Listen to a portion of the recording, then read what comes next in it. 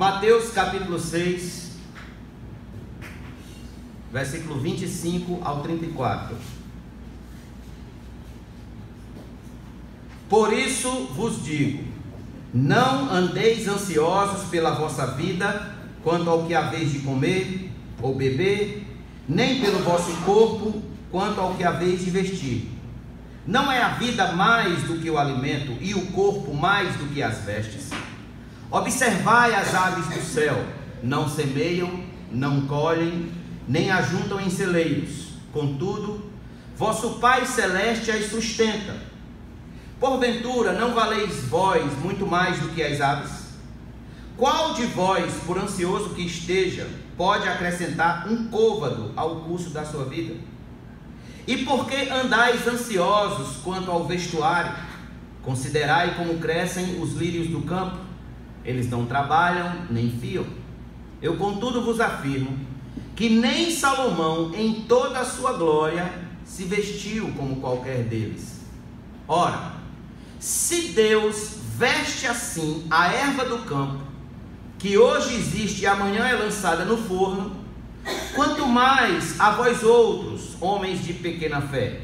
Portanto, não vos inquieteis dizendo, que comeremos, que beberemos, ou com que nos vestiremos?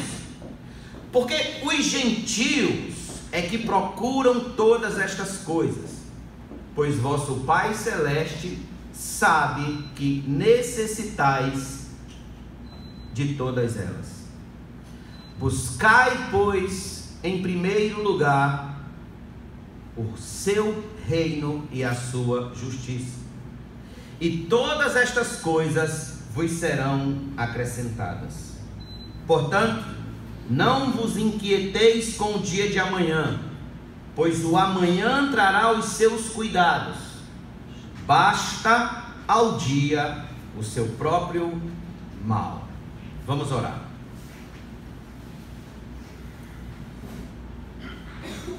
Bendito Deus, Pai de nosso Senhor e Salvador Jesus Cristo, e nosso Pai,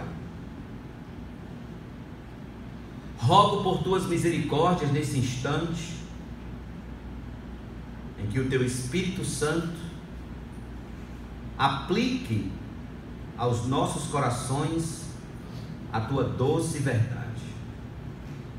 Ensina-nos, ajuda-nos, socorre-nos por meio da tua palavra, pois sem ela somos como navio em alto mar, sem qualquer farol para se guiar. Sem ela, ó Deus, somos como flechas sem alvo. Sem ela, somos como um céu sem estrelas e um mar sem peixes. Eu te rogo, Senhor, por minha vida e pela vida dos meus irmãos que irão ouvir a tua palavra nesse instante, que a tua graça desça sobre nós hoje à noite, e que diante da tua palavra nós venhamos corar de vergonha pelos nossos pecados e ao mesmo tempo nos alegrar por tuas promessas de perdão. Então fala a nós, ajuda-nos, ajuda a Igreja Batista Memorial por meio da tua palavra.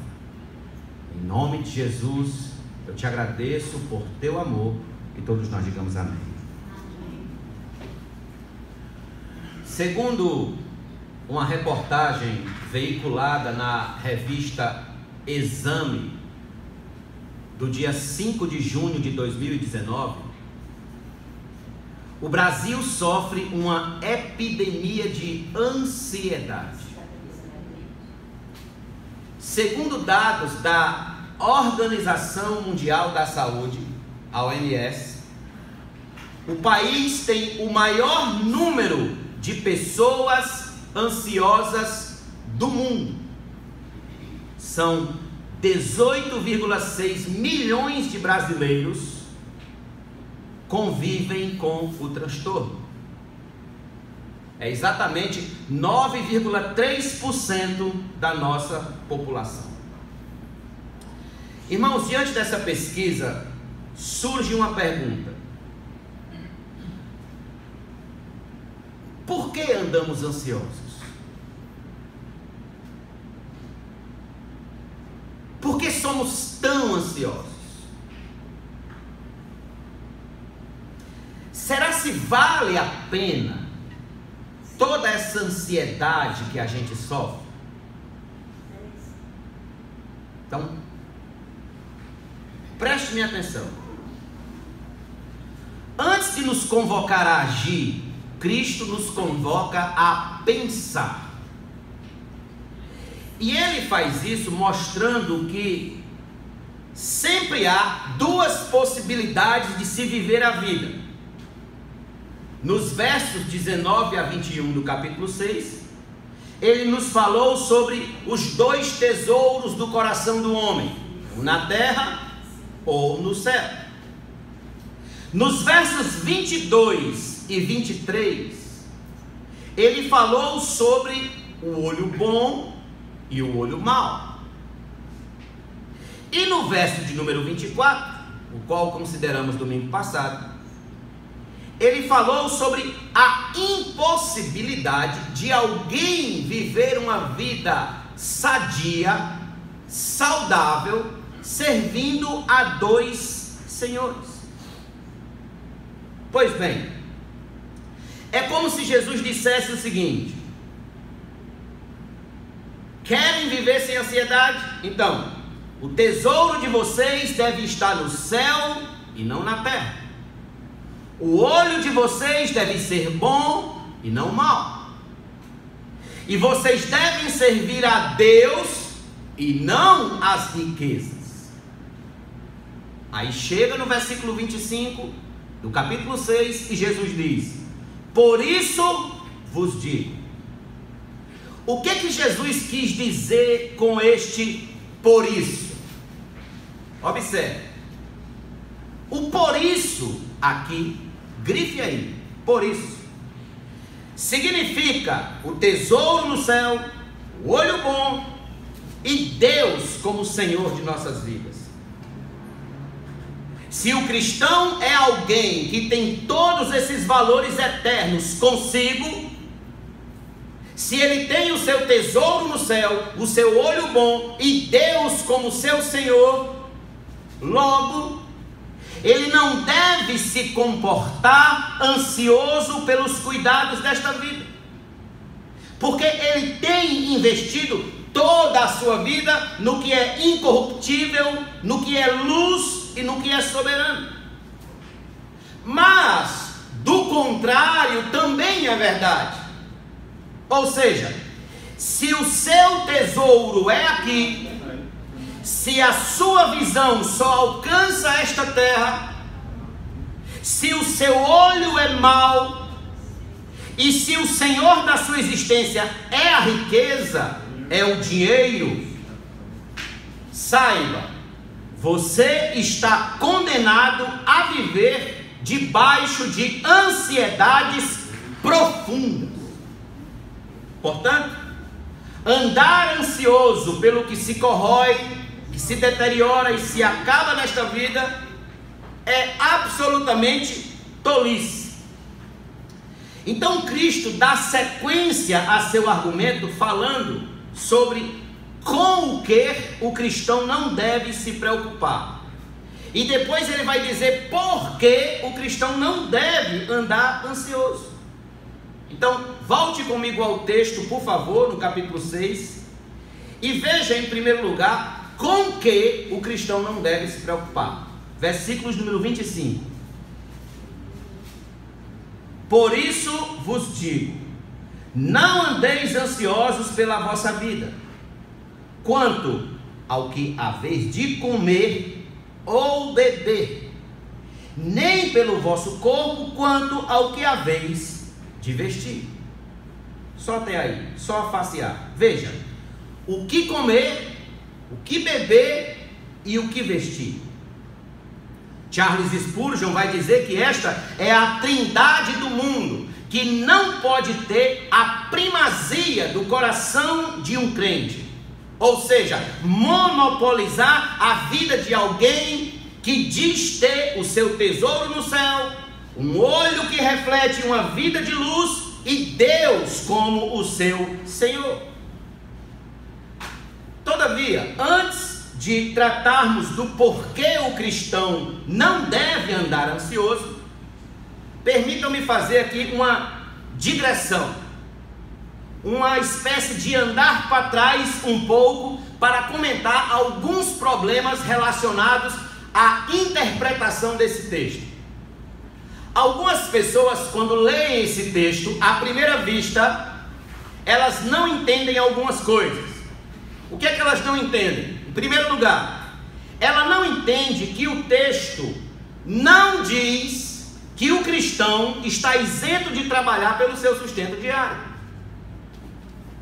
O cristão, olhe para mim, não está isento de trabalhar pelo seu sustento diário.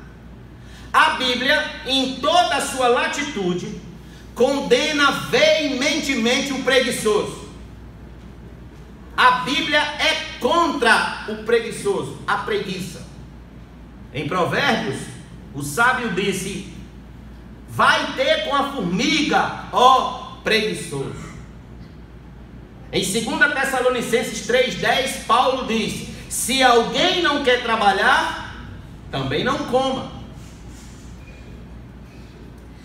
Deus dá às aves do céu tudo de que elas precisam para viver, mas elas precisam sair do ninho e ir buscar ativamente.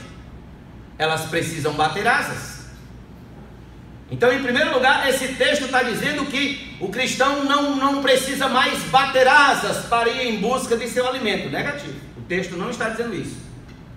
Em segundo lugar, o texto também não está dizendo que o cristão não precisa fazer uma reserva para o futuro. Então, apenas tomando o exemplo mais uma vez, carona no exemplo da formiga, as escrituras louvam a formiga porque elas armazenam o alimento no verão para comer no inverno. E noutra passagem, a Bíblia diz que o crente que não faz provisão para o futuro de sua família é pior do que o incrédulo. Portanto, esse texto não diz que o cristão não pode economizar para dias piores, ou fazer um seguro previdenciário, ou seguro de vida. O texto não está dizendo isso. É tanto que o bispo J.C. Ryle disse em sua obra: a provisão prudente para o futuro é boa, o que é má é a fadiga, o desgaste e a ansiedade. John Stott, um comentarista bíblico, disse que o que Jesus proíbe não é o pensar no futuro, nem a previdência, mas a preocupação ansiosa. E em terceiro lugar, algumas pessoas leem esse texto e não entendem que o texto não diz que você, por ser cristão, está livre das preocupações desta vida. O texto não diz isso. Quando Jesus diz: não andeis ansiosos, por que ele diz isso? Porque ele sabe que diariamente somos assaltados por preocupações com o tempo presente, em mantermos tudo a custo de muito suor e preocupação, e principalmente com o futuro, por ansiarmos ter coisas que muitas das vezes nem precisamos. Pois bem, não estamos isentos de sofrermos tais preocupações, mas são delas que devemos nos livrar antes de um ataque cardíaco. Abra sua Bíblia comigo em Lucas 21. Lucas 21, versículo de número 34. Olha o que Jesus aconselhou aos seus discípulos. Lucas 21, 34. Acautelai-vos por vós mesmos, para que nunca vos suceda que o vosso coração fique sobrecarregado com as consequências da orgia, da embriaguez e das preocupações deste mundo, e para que aquele dia não venha sobre vós repentinamente como um laço. Veja, nunca sobrecarregado com as preocupações deste mundo. Esta é a advertência. E toda preocupação deste mundo, ela girará em torno do que comer, do que beber e do que vestir. A maioria das pessoas que sofrem de ansiedade é por causa disso. Portanto, meus irmãos, tendo feito estas considerações iniciais, passemos então a observar o porquê o cristão não deve andar ansioso quanto aos cuidados desta vida. Então, em primeiro lugar, pastor, por que eu não devo andar ansioso? Em primeiro lugar, anote essa resposta: por causa da providência de Deus. Por causa da providência de Deus. Considere isto: do nascituro ao pó, o cristão desfruta do cuidado divino. Irmãos, se tão somente como cristãos conhecêssemos mais desta doutrina da providência de Deus, muitos de nós não precisaria tomar Lexotan, Rivotril, Captopril ou Maracugina para dormir. Por quê? Porque as palavras de Jesus, não andeis ansiosos, equivalem a não vos preocupeis, não vivam preocupados com o que comer, o que beber ou o que vestir. Então ele passa a explicar por que o cristão não deve andar preocupado, perguntando o que comer, o que beber ou o que vestir. E o que é que Jesus então ele passa a explicar? Volte lá a Mateus, por favor, capítulo número 6, versículo número 5. Jesus ele vai lançar mão da chamada dedução lógica. E o que é que ele vai dizer? Veja o verso 25, a parte B. Não é a vida mais do que o alimento, e o corpo mais do que as vestes? Aqui há uma dedução lógica, ou seja, Cristo argumenta sobre o cuidado de Deus, partindo do maior para o menor, nos levando a refletir sobre quem é mais importante, quem é mais precioso, quem é mais valioso. É a vida ou o alimento? É o corpo ou a veste que lhe cobre? É como se Jesus dissesse: considerem a vida pela qual vocês andam ansiosos. Como é que vocês conseguiram obtê-la? De onde essa vida veio? Ora, meus amados, nós bem sabemos que a vida é dom de Deus. E como não existe vida humana sem um corpo, de onde veio esse corpo? Também veio de Deus. Ninguém aqui decidiu nascer por si mesmo. Foi Deus quem decidiu por nós. Você não decidiu nascer por si só. Ninguém aqui é fruto da evolução das espécies, como diz Charles Darwin. Nós não somos autocriação de nós mesmos. Deus é o criador de todas as coisas, inclusive de nós. Paulo diz: pois nele vivemos e nos movemos e existimos. Cristo fundamenta esse grande princípio da providência divina, extraindo então exemplos do mundo da natureza. E Jesus então nos convida a fazer uma séria observação de como Deus cuida da criação. Por exemplo, verso de número 26, olha o que o texto diz: observai as aves do céu, não semeiam, não colhem, nem ajuntam em celeiros, contudo vosso Pai Celeste as sustenta. Porventura não valeis vós muito mais do que as aves? Veja, observai, olhai. No grego, língua em que o Novo Testamento foi escrito, isso é emblepsat eis, que significa fixe os olhos em algo para enxergar bem. Fixe os olhos em algo para enxergar bem.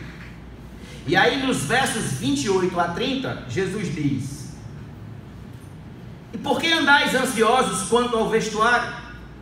Considerai como crescem os lírios do campo, eles não trabalham nem fiam. Eu, contudo, vos afirmo que nem Salomão, em toda a sua glória, se vestiu como qualquer deles. Ora, se Deus veste assim a erva do campo, que hoje existe e amanhã é lançada no forno, quanto mais a vós outros, homens de pequena fé. As aves dos céus, quem as sustenta? Os lírios do campo, a erva do campo, quem veste suntuosamente os campos melhor do que Salomão? Toda a força do argumento repousa em quê? No valor da vida humana acima da vida dos animais e dos vegetais. Jesus disse: não valeis vós mais? Não valeis vós mais, quanto mais a vós outros? O sentido real aqui é que se Deus cuida dos animais e dos vegetais, quanto mais cuidará de mim, que sou criado à sua imagem e semelhança, que para ele tenho muito mais valor que os pássaros, muito mais valor do que as flores mais belas do jardim. Spurgeon dizia o seguinte: ó maravilhosos lírios, como vocês reprovam o nosso tolo nervosismo. Como vocês reprovam? Vocês lembram da historinha da conversa do pardal e da rolinha?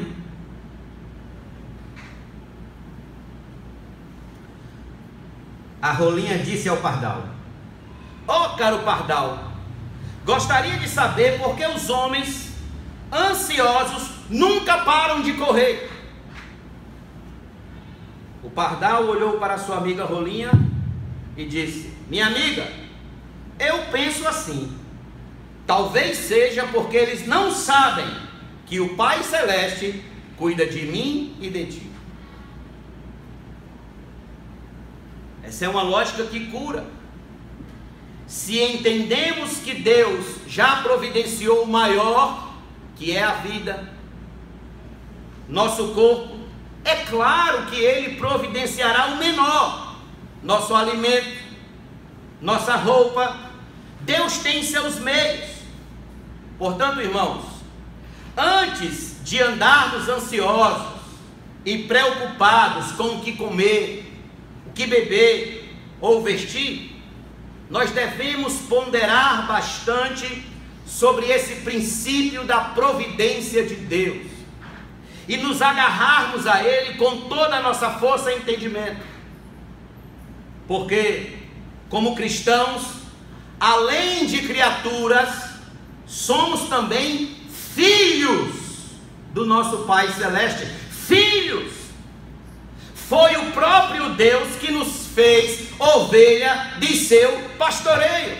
O que foi que nós lemos aqui no Salmo 100? Que Ele nos fez ovelha, rebanho do seu pastoreio. Então, considere isso que eu vou dizer para você agora. Uma criança órfã, ela não escolhe o pai que ela quer. Pode entrar 1000 pais no orfanato, mas ela não escolhe o pai que ela quer. É o contrário. É o pai quem escolhe a criança que ele quer ter como seu filho. Agora direcione isso para Deus. Não foi você que escolheu Deus, Foi Deus que lhe escolheu como filho. Ele lhe adotou. E tendo-lhe adotado, a Bíblia Sagrada diz que ele lhe amou primeiro. Antes de você amar ele, ele já lhe amava. João capítulo 15, versículo 16 está escrito: não foste vós que me escolhestes a mim, pelo contrário, eu vos escolhi a vós outros. Eu vos escolhi.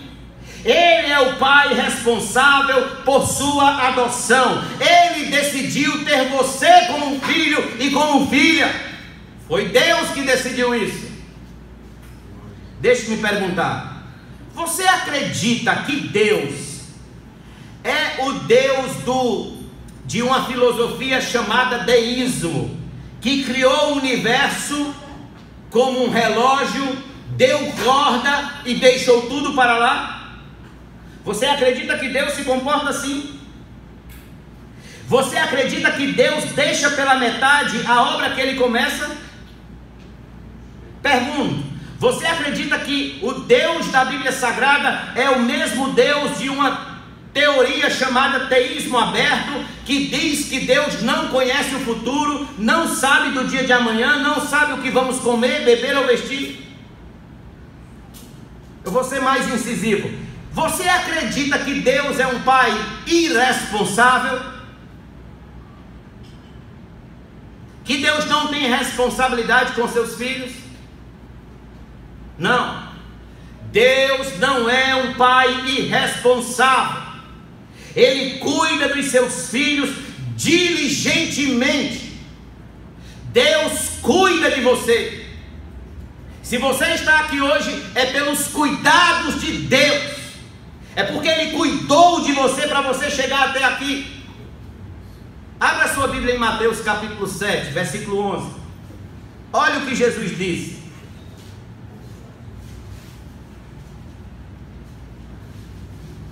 Mateus 7, 11. Ora, se vós que sois maus, sabeis dar boas dádivas aos vossos filhos, quanto mais vosso Pai que está nos céus dará boas dádivas aos que lhe pedirem. Veja, o que temos aqui, irmãos, é toda a ideia da identidade paternal e filial do cristão. Deus se identifica nas Escrituras como o pai do crente. Deus é pai dos crentes. E o crente é identificado ali como filho de Deus. Tudo isso em termos de fé na pessoa de Cristo. João capítulo 1, versículo 12. Mas a todos quantos o receberam, deu-lhes o poder de serem feitos filhos de Deus, a saber, os que creem no seu nome, no nome de Cristo. Portanto, Deus é nosso Pai. E olha o que é que diz o verso de número 32 do capítulo 6. Veja o que diz: porque os gentios é que procuram todas estas coisas, pois vosso Pai celeste sabe que necessitais de todas elas. Vosso Pai celeste. Aqui nesse versículo 32 nós temos a nítida separação entre aquele que é filho de Deus e aquele que não é filho de Deus, que aqui Jesus o chama de gentio, alguém apartado da sua aliança.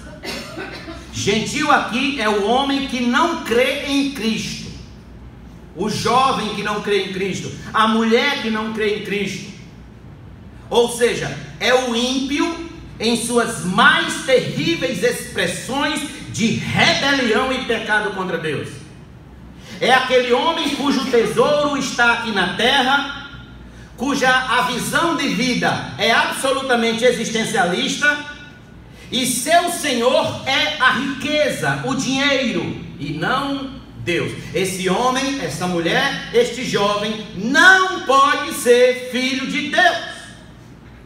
Em contrapartida, o cristão é alguém que crê plenamente no nome de Cristo, e por isso que ele é recebido como filho pelo seu próprio Pai, que é Deus. E por ter um Pai celeste como este, ele não anda como os gentios. Ele não anda ansioso, preocupado com o que comer, o que beber e o que vestir. O cristão é alguém que descansa no fato de que Deus é seu Pai, de que Ele sabe do que ele precisa para sobreviver neste mundo e jamais estará desamparado. Este é o único homem que pode orar dizendo, eu vou repetir isso aqui, o cristão é o único homem que pode orar dizendo: Pai nosso que estás nos céus. É o único, pois de fato Deus é o seu Pai que provê o seu pão de cada dia. Abra sua Bíblia comigo no Salmo de número 37. Salmo de número 37, versículo de número 25.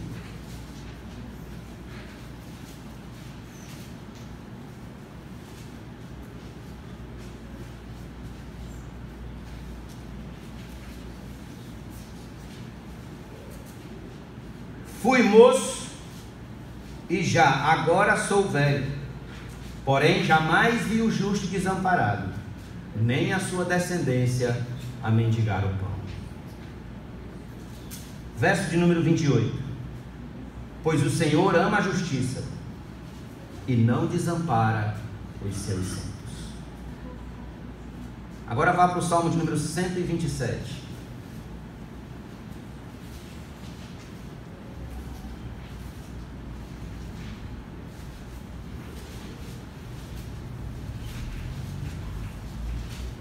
Versículo número 2. Inútil vos será levantar de madrugada, repousar tarde, comer o pão que penosamente granjeaste. Aos seus amados ele o dá enquanto dorme. Olha o antídoto contra a ansiedade. Agora dê um salto aí para Filipenses, capítulo 4.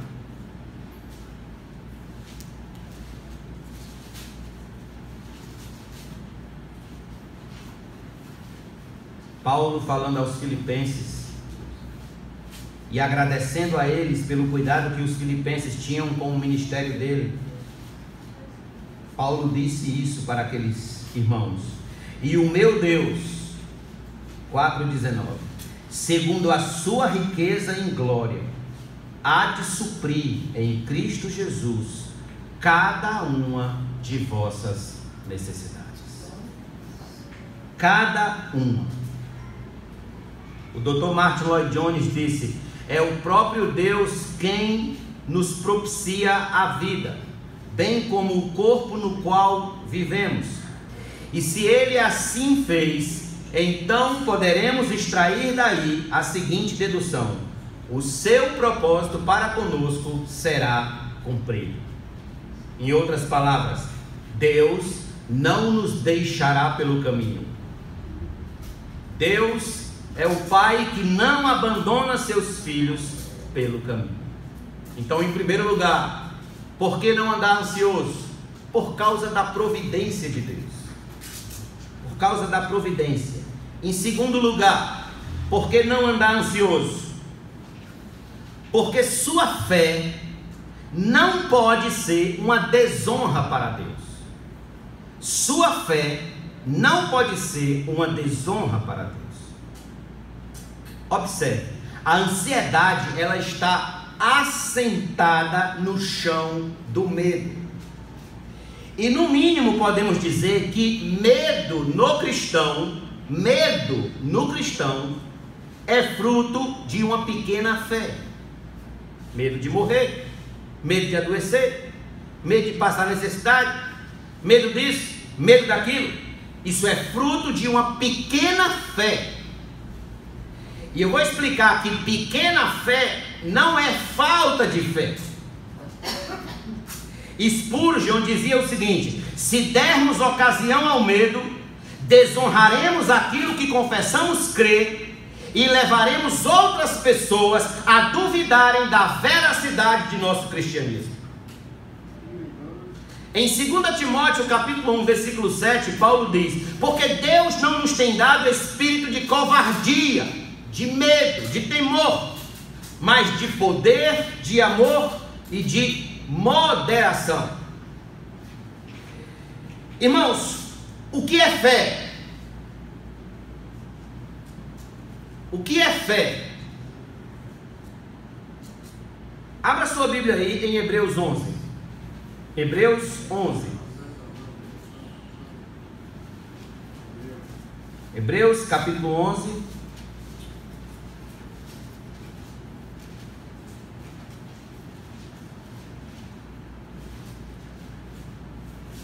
Versículo 1 e depois o versículo 6.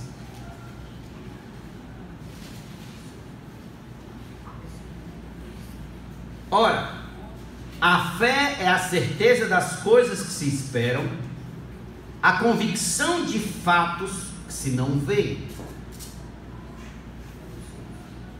Verso 6. De fato, sem fé é impossível agradar a Deus, porquanto é necessário que aquele que se aproxima de Deus creia que Ele existe e que se torna galardoador dos que o buscam. Eis aqui a melhor definição de fé. E de que maneira a existência dessa fé em nós, ela nos coloca diante de Deus, em posição diante de Deus. Portanto, viver escravizado pela preocupação e pelo medo é demonstrar deficiência na fé. E sem fé não há honra. Uma fé deficiente, uma fé doente, não tem como honrar a Deus. Não lhe traz honra alguma. Cristo declara que viver ansioso, preocupado, com medo de morrer, amíngua, como se você não tivesse um Pai Celeste que se importasse com você, lhe caracteriza como gente que tem uma fé pequena, uma fé deficiente. Não foi isso que ele disse lá no capítulo 6, versículo 30? Quando Jesus disse: ora, se Deus veste assim a erva do campo que hoje existe e amanhã é lançada no forno, quanto mais a vós outros, homens de pequena fé, mulheres de pequena fé. Sim, é verdade que Cristo disse que se eu tiver fé do tamanho do grão de mostarda, com essa fé eu posso fazer o quê? Transportar montes, montanhas. Entretanto, a ideia não é que o grão de mostarda permaneça o tempo todo pequeno, do mesmo tamanho, mas que esse grãozinho de mostarda, 0,002 centímetros, lá bem miudinho, ele deve crescer e se tornar uma árvore frutífera e frondosa. Assim é a fé do cristão. Ela não pode permanecer pequena, enrugada o tempo todo. Ela precisa crescer, ela precisa frutificar e honrar a Deus. Fé que não cresce, fé que não se desenvolve, é fé que desonra a Deus e o Evangelho. Alguém definiu assim: a fé pequena é aquela que não se vale de todas as promessas de Deus. É aquela que não conhece, não se vale. Ou seja, a deficiência de tal fé repousa em quê? Na ignorância. Na ignorância, na falta de conhecimento das promessas de Deus para a minha vida. Ou então, o que eu conheço sobre suas promessas é muito pouco, é bem pouquinho, e eu nunca amplio o quadro das promessas divinas para mim, mantendo sempre uma fé pequena, uma fé murcha. O cristão é um homem que tem fé, crê na promessa de Deus, mas se ele só crê até certo limite, a sua fé é pequena. Ele só tem fé o suficiente para crer que quando morrer não vai para o inferno, mas somente isso. Essa fé não compreende que por todos os lados o cristão é cercado de promessas divinas. E quando eu não compreendo as promessas divinas para a minha vida, sabe o que é que automaticamente vai acontecer? Eu vou andar ansioso, eu vou viver ansioso, porque a ansiedade mundana, ela é totalmente incompatível com a fé cristã. Precisamente por quê? Por causa das promessas de Deus que estão entre elas. Portanto, o cristão ansioso é aquele que não conhece a mensagem de Pedro, que fala sobre as suas preciosas e muito grandes promessas. Preciosas e muito grandes promessas. Muitos cristãos não sabem quais são, por isso que andam ansiosos. Deixa eu colocar mais ou menos assim para vocês entenderem. O cristão é alguém que está a caminho de uma cidade chamada preocupação. Mas antes, há uma parada na estação das promessas de Deus. E quando ele para ali naquela estação e ele começa a meditar sobre cada promessa de Deus nas Escrituras, ele percebe que ele não precisa mais seguir viagem para aquela cidade aterrorizante, até a cidade da tormenta. Então ele conclui que chegar à cidade da ansiedade significa que alguém não parou antes na estação das promessas de Deus. Você tem que parar na estação das promessas de Deus. Você tem que conhecer. Se conhecêssemos mais, meus amados, das promessas de Deus espalhadas por toda a Bíblia Sagrada, teríamos uma fé maior, uma fé mais robusta, que honra e glorifica o nome de Deus. Ansiedade mundana é fruto de uma fé deficiente, e o resultado de uma fé assim é uma fé que desonra a Deus, porque o Deus de um homem é totalmente desacreditado, desonrado, se o mesmo não lhe garante segurança alguma quanto às suas necessidades mais básicas. É desonrado esse Deus. Em outras palavras, quando andamos ansiosos e preocupados com as coisas desta vida, estamos vaticinando a ideia de que o Deus que confessamos é impotente, e se é potente em algum grau, Ele não cuida da gente, não nos ama.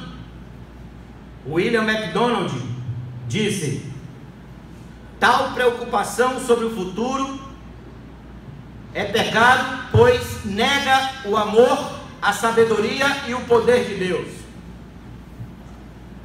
Nega o amor de Deus, implicando que Ele não cuida de nós. Nega a sua sabedoria, implicando que Ele não sabe o que está fazendo. E nega o seu poder, implicando que Ele não é capaz de suprir as nossas necessidades. Pois sim, como cristãos, nós temos que, primeiro, ampliar o nosso conhecimento das promessas de Deus, e em segundo lugar, aplicar esse conhecimento das promessas de Deus nas horas de ansiedade, nas horas de crise. Devemos ampliá-la conhecendo mais da promessa de Deus, e devemos aplicá-la na vida partindo do princípio de que sabemos, de que conhecemos em quem temos crido. Como pastor, eu posso aplicar a minha fé nas horas de crise?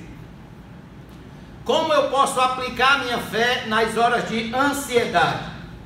E eu digo a vocês: quando a preocupação bater a sua porta, considere-a à luz de tudo que você conhece sobre Deus, tudo que você sabe sobre a paternidade de Deus, seu cuidado, seu amor, seu poder, sua sabedoria, sua soberania.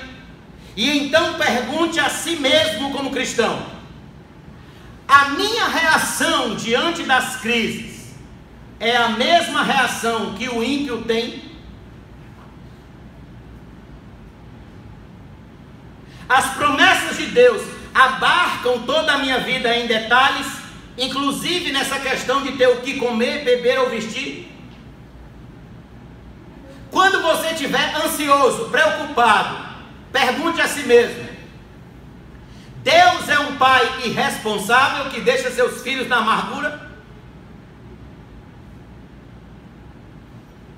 Deus me ama e me tem como seu filho? E eu creio nisto? Pois bem, o cristão é alguém que aplica toda a sua fé em situações de temores. E quando ele o faz, é fortalecido nas preciosas promessas de Deus. E Deus é mais glorificado em sua vida. Isso é o que significa embraçando sempre o escudo da fé. Deus é o firme fundamento de sua fé.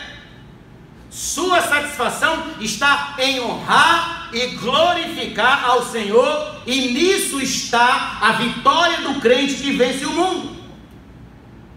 João Calvino disse o seguinte: que tal homem que aplica a sua fé, será capaz de repousar tranquilamente, mesmo em meio às tormentas e tempestades deste mundo, visto que alimenta uma confiança inabalável de que Deus, que não pode mentir ou enganar, falou, e o que Ele prometeu, certamente o cumprirá.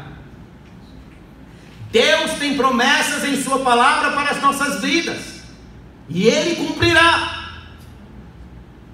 Você precisa amadurecer a sua fé, ampliar essa fé, e depois aplicar essa fé. O que é uma fé madura? O que é uma fé ampliada e aplicada? E eu vou mostrar para vocês. Abra sua Bíblia em Abacuque, capítulo 3. Livro de Abacuque.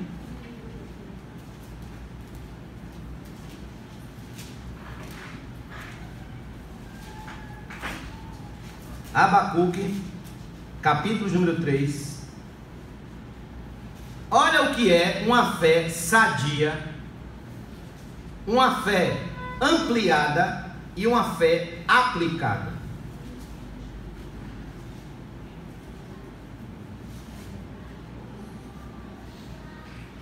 Capítulo 3, verso 17. Ainda que a figueira não floresça, nem haja fruto na vide, o produto da oliveira minta, e os campos não produzam mantimento, as ovelhas sejam arrebatadas do aprisco, e nos currais não haja gado, todavia eu me alegro no Senhor, exulto no Deus da minha salvação. O Senhor Deus é a minha fortaleza, e faz os meus pés como os da coça, e me faz andar altaneiramente. Isso é uma fé madura. Isso é uma fé sadia, ampliada e aplicada. Ainda que tudo me falte, ainda que me falte o que comer, o que beber ou o que vestir, eu me alegrarei no Deus da minha salvação. Em terceiro e último lugar, por que o cristão não deve andar ansioso? Em terceiro e último lugar, porque a sua prioridade não é o que comer, o que beber ou o que vestir. A prioridade do cristão é o reino de Deus e sua justiça.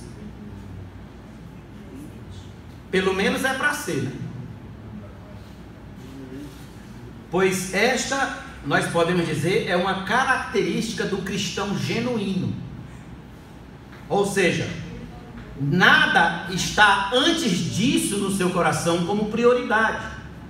Porque o que o identifica como um homem ou como uma mulher de Deus, filho do Pai Celeste, é o lugar em que o reino e a justiça de Deus ocupam em sua vida. É isso que está escrito no verso de número 33. Veja o que diz o verso de número 33. Capítulo 6.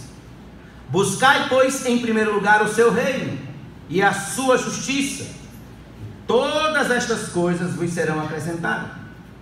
No versículo 32 ele tinha acabado de dizer: pois vosso Pai Celeste sabe que necessitais de todas elas.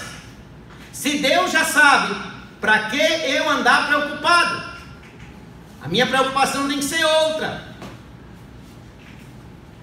Se o cristão é filho de Deus, ele descansa na verdade de que o seu Pai já sabe, já conhece as suas mais ínfimas, minúsculas necessidades. Então ele raciocina, ele pensa. Por isso que eu disse a vocês, antes de nos convocar a agir, Cristo nos convoca a pensar. Então o cristão é alguém que pensa. Se Cristo me proíbe de andar ansioso como os gentios andam em busca do que comer, beber ou vestir, por ser isso que dá sentido à vida deles, o que então eu, como cristão, devo buscar para dar sentido à minha vida? O que, por exemplo, me cabe como cristão buscar com toda diligência, com todo gás, com toda garra, para que em parte me diferenciar de um gentio, mas principalmente para que eu seja mais feliz em Deus e Deus mais glorificado em mim? O que é que eu devo buscar? E Jesus acabou de dizer: buscai, pois, em primeiro lugar o reino de Deus e a sua justiça. John Stott disse que Cristo nos intima a ambicionar o reino de Deus e sua justiça. Ele diz que esta é uma ambição cristã. As nossas ansiedades, irmãos, elas são frutos de nossas ambições. E nós ambicionamos muitas das vezes, ou na maioria das vezes, pode-se dizer assim, aquilo que nos dá mais prazer, aquilo que nos dá mais alegria, mais satisfação. Então muitos ambicionam os tesouros desta terra, deste mundo, se encantam com eles, se fascinam com eles, porque aí está a ambição de seus corações, preocupados em conquistá-los. Porém o cristão não. Como cristão, se ambicionamos o reino de Deus e sua justiça, então ali estará o nosso coração, ansioso por Deus, ansioso por sua santidade, ansioso por sua graça, ansioso por seu poder, ansioso por seu espírito através da palavra, ansioso por sua glória, por sua presença, ansioso pelo céu. Essa é a ambição do cristão. Essa é a lógica espiritual do versículo 33. Um só foco, um lugar só para olhar, uma só ambição: o reino de Deus e a sua justiça. Alguém disse que nós não podemos pôr os pés em duas canoas e navegar rio acima. Imagine só, você pôr um pé numa canoa e o outro em outra canoa. Imagine como vai ser essa navegação. Mas sabe o que é admirável? O que é admirável é que tem gente que tenta fazer isso no cristianismo. Ela tenta pôr os pés em duas canoas. Pôr os pés em duas canoas, o que significa, pastor?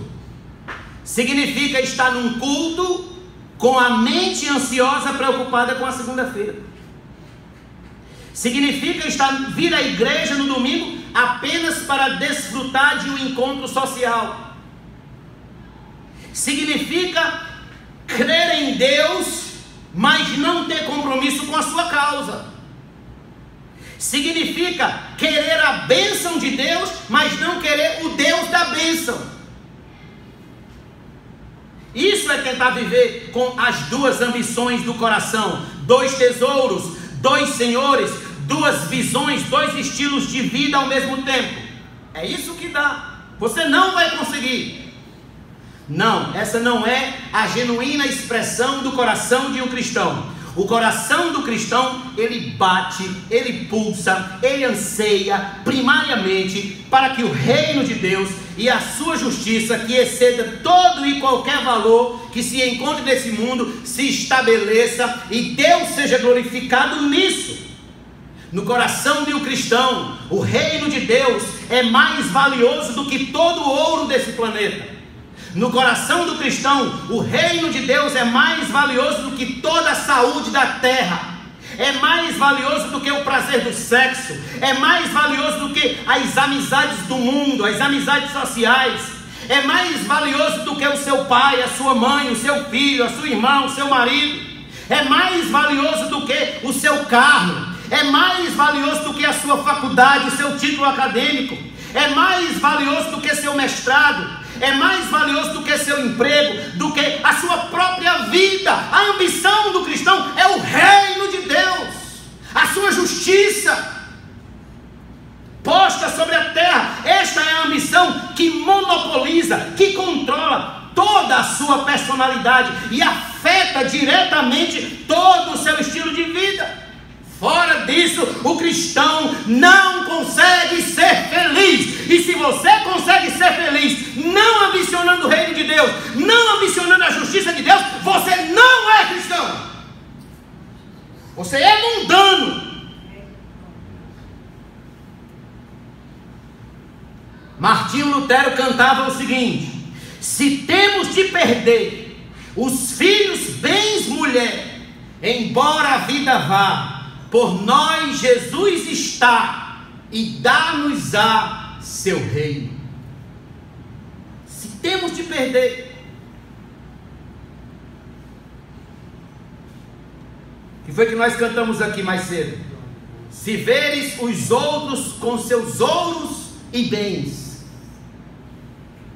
Não devemos ambicionar isso, não devemos invejar isso. O cristão entende as palavras de Pedro, quando Pedro disse: procurai com diligência cada vez maior confirmar a vossa vocação e eleição. Ou como Paulo diz em Colossenses 3:2: pensai nas coisas lá do alto e não nas que são daqui da terra. Isso é o que ocupa todo o pensamento do cristão. E ele faz isso investindo como? Mais tempo com Deus, mais tempo em oração, mais tempo em estudo da palavra, mais tempo nos cultos, mais tempo nas escolas bíblicas dominicais, mais tempo ouvindo pregações, mais tempo ouvindo músicas sacras, mais tempo lendo bons livros, lendo as biografias dos heróis da fé.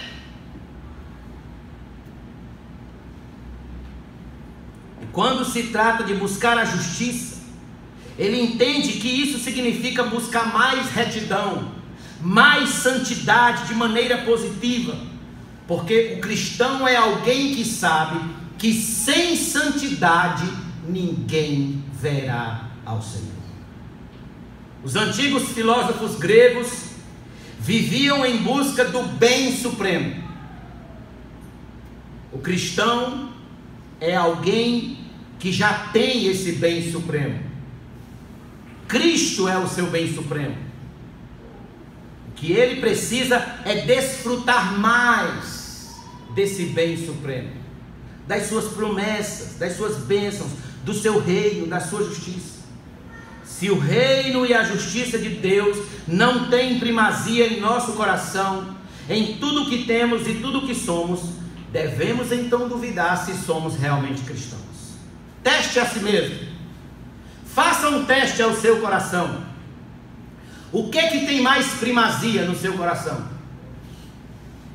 Qual a sua maior ambição? O reino de Deus ou o dinheiro? O reino de Deus ou a sua profissão? O reino de Deus ou a pornografia? O reino de Deus ou a bebida? O reino de Deus ou a comida? O reino de Deus ou a comida ou a roupa de grife? O reino de Deus ou o seu carro ou a sua casa? O que tem mais primazia no seu coração? O que toma o lugar dos cultos? O que que rouba o seu tempo, que você negocia o tempo de buscar a Deus e coloca no lugar? Se o reino de Deus e sua justiça tiverem primazia em nosso coração, ouça isso. Se o reino de Deus e a sua justiça tiverem primazia em nosso coração, não precisaremos de tomar ansiolíticos, calmantes ou maracujina para andar tranquilos nesta vida, porque estamos certos de que todas as demais coisas nos serão acrescentadas. Isto é promessa de Jesus. Quando ele diz que todas estas coisas nos serão acrescentadas, ele se garante no que diz. Você crê que Cristo se garante no que diz? Eu creio. Coisas como o que comer, o que beber e o que vestir são o que para Ele? São o que para nosso Senhor? Absolutamente nada. Volte a Mateus capítulo 6 e veja comigo como Jesus encerra o capítulo 6. Versículo de número 34. Portanto, não vos inquieteis com o dia de amanhã, pois o amanhã trará os seus cuidados. Basta ao dia o seu próprio mal. Aqui Jesus termina em tom negativo, dizendo que é inútil estar preocupado com o futuro, que segundo o versículo 27 diz, nós não vamos poder aumentar um côvado sequer da nossa vida sobre a terra. Um côvado equivale a 45 centímetros aproximadamente. Nós jamais vamos acrescentar 45 centímetros a mais de vida por andarmos preocupados, arrancando os cabelos da cabeça, ansioso, com medo. O futuro a Deus pertence. Não nos cabe preocupar-nos com ele. Basta o mal de hoje. Já viu aquela pessoa que ela está jantando, já pensando no almoço de amanhã? Ela nem terminou de jantar, mas já está pensando no almoço que eu vou almoçar amanhã. Ela não desfruta nem da comida que está comendo. Se temos de cuidar de alguma coisa, que seja uma coisa de cada vez. O que nos cabe agora fazer é sairmos daqui, irmãos, avaliando as nossas ambições. Será se eu sou cristão mesmo? Será se eu sou crente mesmo? Será se eu ambiciono mesmo o reino de Deus em primeiro lugar? O reino e a sua justiça? Será se é isso mesmo que ocupa o primeiro lugar do meu coração, da minha vida? Devemos sair daqui buscando conhecer mais da providência de Deus. O que as Escrituras mostram como promessas do cuidado do Senhor, do amparo do Senhor, como Ele cuidou de Abraão, como Ele cuidou de Josué, como Ele cuidou de Moisés, como Ele cuidou de Davi, como Ele cuidou dos santos do passado, como Ele cuida dos seus santos. Devemos sair daqui para viver uma fé que honra e glorifica o nome de Cristo, em que as pessoas olhem para nós e digam, o que te faz permanecer de pé? E você possa responder, fé em Cristo Jesus, meu Senhor. Uma fé admirável, uma fé sadia, encorpada. Uma vez eu vi um homem desesperado numa certa situação de trabalho, e uma pessoa descrente que estava ao lado e disse, oxe, cadê a fé dele? Cadê a fé dele? Ele não tem fé? Abra sua Bíblia comigo em Filipenses capítulo 4.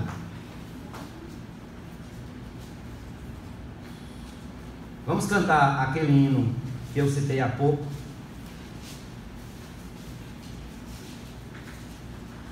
Veja comigo os versos de número 6 e 7.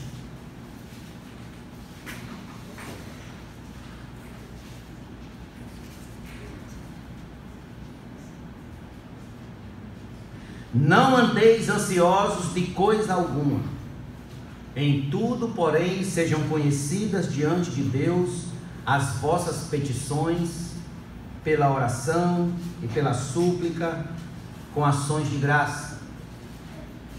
E a paz de Deus, que excede todo entendimento, guardará o vosso coração e a vossa mente em Cristo Jesus. Não andeis ansiosos de coisa alguma. Essa era a grande mensagem de Cristo e de seus santos apóstolos. Não ande ansioso. Não entre na sua segunda-feira ansiosa. Lembre-se das promessas de Deus, da providência de Deus, de que você vale muito mais do que as aves e do que os lírios do campo. E que assim, se o Senhor cuida deles, muito mais cuidará de você e de mim. Vamos ficar de pé.